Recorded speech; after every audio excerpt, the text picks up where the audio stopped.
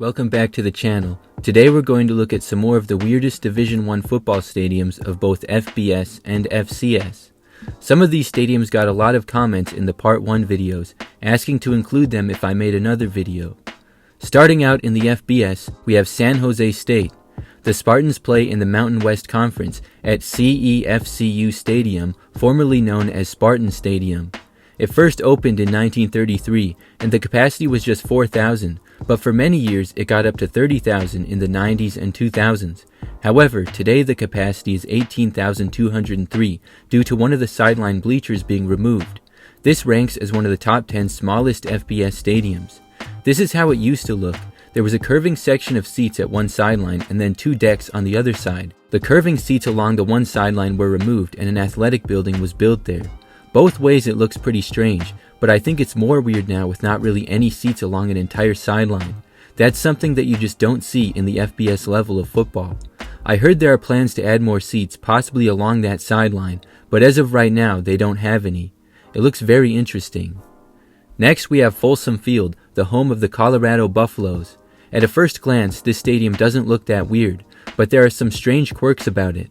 Located in Boulder, Colorado, it first opened in 1924. The capacity has been about 50,000 for many years, and it was renovated in 2003. Overall, the stadium looks like a classic U-shape, with not quite an upper deck, but two sort of layers of seats. Along one sideline, though, a building cuts into it, which has some of the press boxes built in. On the other side, there are more boxes for suites. Then, at the more open end of the field, there's another building, but in front of that is a section of bleachers that looks almost temporary. Recently, the Buffaloes went from natural grass to artificial turf. I think the grass looked better and also a little weirder, but now they're going with the trends of turf. Another strange thing at Folsom Field is the unusually small amount of space on the sidelines. The stands are very close to the action, which is good for fans, but I always think it looks really tight on the sidelines. Another stadium that looks fairly normal at a glance is California Memorial Stadium, and the stadium opened in 1923. Cal played there for many years, and from 2010 to 2012 the stadium underwent a massive renovation. This was because the stadium was old and in need of work, but was also a historic landmark, so there was no need to build a new stadium entirely. The Hayward Fault passes directly through the stadium underneath the field, and this caused cracks in multiple places, and some of the walls were slowly moving away from each other. This was a big reason for the renovation, and it fixed much of this. As for the stadium itself, it has a giant bowl design. There are seats rounded in a way that go all around the playing field, and there is no upper decks other than one tiny section. The capacity is 52,000, expandable to 62,000. It is also built into a hill, where on one side the stadium goes high above the ground, and on the other side the road goes basically above the stadium, which is really interesting. Some people can go on the hill next to the road and try to watch the games for free. Overall, the stadium still has a very old feel to it. Next up we have the University of Wyoming, who plays at War Memorial Stadium in Laramie. Right off the bat, the stadium has an elevation of 7,220 feet above sea level, which is the highest stadium in all college football. This makes it a challenge for opponents with the lower air pressure. The stadium opened in 1950 and has a capacity of 29,811. There are basically two giant seating areas, one on each side of the field, and there are sections of bleachers with an upper deck that goes very high up. I wonder how hard it is to breathe at the very top of the upper deck there. It used to be very open on the ends, but now there's a small amount of seats and a scoreboard at one end and a building at the other. Next we have Navy Marine Corps Memorial Stadium in Annapolis, Maryland. It's the home of the U.S. Naval Academy football team and opened in 1959. The capacity here is 34,000, and when the stadium was older, it was two decks of seats at each sideline, and aside from that was very open. There was also a rounded grassy hill going around the end zone. After renovations, seats were added to the ends, including to the hill, which looks interesting. They also added some surrounding buildings and really closed it off more. With the combination of the hill, the rounded seats at one end, and then straight at the other, it looks very unique. Plus, there are the two decks that go so much higher than the rest of the seats. It makes it look very interesting, but also very cool. Coastal Carolina, located in Conway, South Carolina, plays at Brooks Stadium. It opened in 2003 and was renovated in 2019.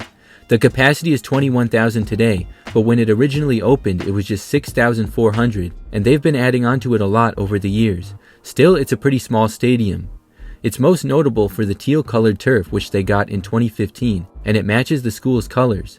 The turf reminds me a lot of the old-school artificial turf a lot of teams would have in the 80s and 90s that looked super fake and flat. At both sides of the field are large sections of seats, and they're connected with one section on an end. The other end is pretty open. The stadium has a pretty new feel to it, and despite the additions of seats, it doesn't look like it had a ton of expansions. Overall, the weirdest thing by far in it is the turf. The Nebraska Cornhuskers play at Memorial Stadium in Lincoln, Nebraska. It opened in 1923 and has a very large capacity of 85,458. Originally, the capacity was 31,000, and it was expanded numerous times. This is part of what makes it so interesting. The angles of the seats are unusual, like the ones in the corners here.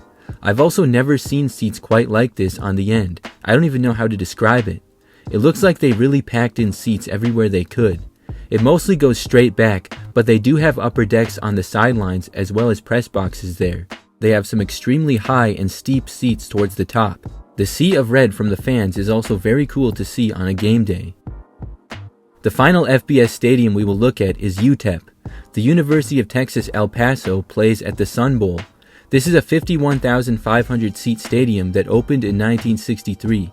It is built into a natural bowl, and as you can see, the land around the stadium is very interesting. There's lots of rocks and hills, and the stadium fits in there in a very interesting way.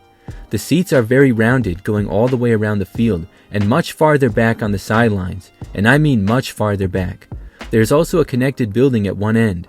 No doubt the Miners have one of the coolest views from their stadium in college football. Now moving on to FCS football stadiums.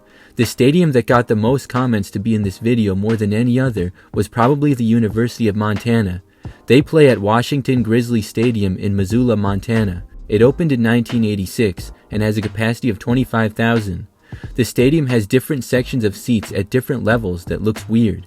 It reminds me of a smaller version of Boise State, how they packed sections of seats in there. You've got a nice level of seats going all the way around the field that doesn't go that far back but is relatively normal. Then on one end, the seats go so far back that it overhangs above the street, which I have not seen before. Then there's these random sections in the corners that are higher up, which is kind of odd. One of the sidelines has an upper deck going very high up. With the campus buildings surrounding it and the landscape surrounding it as well, it's one of the more interesting stadiums that I've seen. Next up, we have Murray State University in Murray, Kentucky. They play at Roy Stewart Stadium.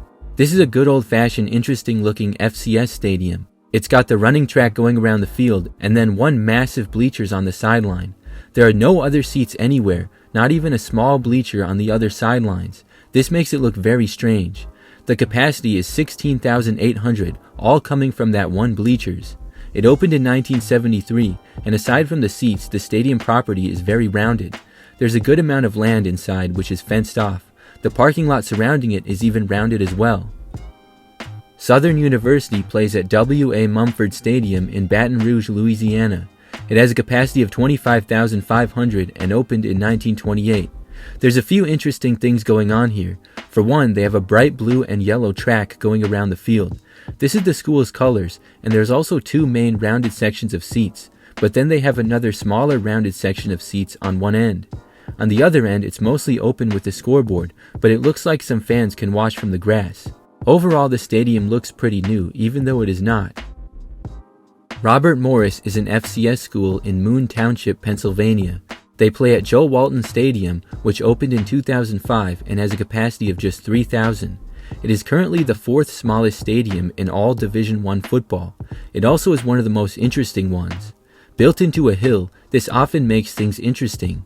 The one section of seats they have is along the main sideline, and it fits nicely into the hill but looks kind of steep. There's also a building behind it which has the press boxes. But then, right on the other side of the field, there's a steep drop-off of a hill. It looks like it goes almost straight down. Other than that, it's very open. There's a scoreboard and then a turf area at the ends. It also has some nice views.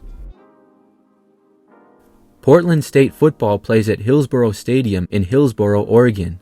It opened in 1999 and has a capacity of 7,600.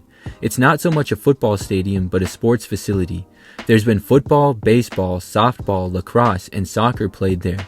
There's really just one giant section of seats with a large overhang, perhaps to protect the fans from the frequent rains of the Pacific Northwest. They used that old, outdated, bright-colored turf that I talked about earlier in the video, and were one of the last schools to use it, but upgraded to something a little more modern around 2010. For football, there's another small section of seats on one end, and it's possible to add more temporary seats if they want to. Overall, though, it's a very strange stadium. They play at Andy Kerr Stadium, which opened in 1939 and was renovated in 1966. The capacity is a little over 10,000. This stadium is similar to Cornell for the fact that there's one very large and odd-shaped section of seats on the sideline. Then there's not much else. A track surrounds the field, and there's a small amount of seats on the other sideline. Aside from that, it's interesting just how open it is, and it's also interesting how it looks like the press boxes are at the non-traditional side. Finally, we have the University of San Diego. They play at Torero Stadium, which opened in 1961 and has a capacity of 6,000. In addition to football, there's also been a lot of soccer played there. It is built into a natural bowl, and the surrounding landscape is very interesting. It reminds me of UTEP a little bit, but on a smaller scale. There are sections of seats surrounding the field, but they're not connected at all, which looks very weird. And then on one sideline, the seats only go a little past halfway and then stop. This is possibly because of the landscape and the road going by in the background. Overall, the stadium is very unique. That's all for today's video. Thanks for watching, and we'll see you next time.